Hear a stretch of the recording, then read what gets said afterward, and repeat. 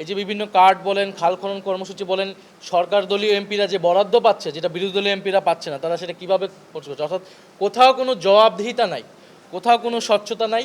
এবং অর্থমন্ত্রীর পুরো বক্তব্যে আপনারা কিন্তু পাবেন না যে কিভাবে যে ঋণ খেলাপিদের টাকা তারা ফেরত নিবে, পাবেন না যে লুটেরা যারা গোষ্ঠী ছিল আওয়ামী আমলের, সেই টাকা কিভাবে তারা আদায় করবে, তাদের বিচার কিভাবে নিশ্চিত করবে, পাচারকৃত টাকা কিভাবে তারা আনবে।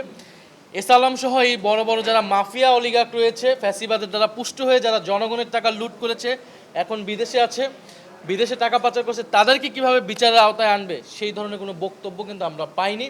বরং আমরা দেখতে পাচ্ছি যে ইসলামী ব্যাংকে কিভাবে আবার এসালামের হাতে আবার তুলে দেওয়ার চেষ্টা করা হচ্ছে।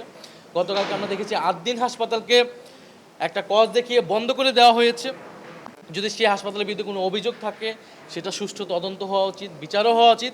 কিন্তু আমরা দেখতে পাচ্ছি সরকার একটা রাজনৈতিক প্রতিহিংসার জায়গা থেকে জামাত বলেন, 11 দলীয় জোট বলেন, তাদেরকে এক ধরনের কোণঠাসা করার চেষ্টা করছে এবং বিভিন্ন প্রতিষ্ঠানের উপর আঘাত আনছে। যেখানে আমাদের প্রতিষ্ঠান তৈরি করার কথা, বাংলাদেশে এমনিই প্রতিষ্ঠান নাই, ব্যাংকিং ব্যবস্থা যেই নাজুক খাতে পরিণত হয়েছে, এখন যদি 3 কোটি গ্রাহক বা আমানতকারী যদি ইসলামী ব্যাংক থেকে মুখ ফিরিয়ে নেয়, এটা কিন্তু অন্য ব্যাংকের উপরে এই প্রভাবটা পড়বে।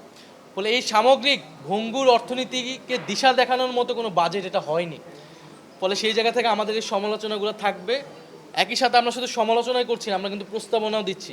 আমাদের একটা বাজেট সেই প্রস্তাবনার অংশ, এবং সংসদে এবং সংসদের বাইরে আমরা সেই কথাগুলো অব্যাহতভাবে বলে যাব।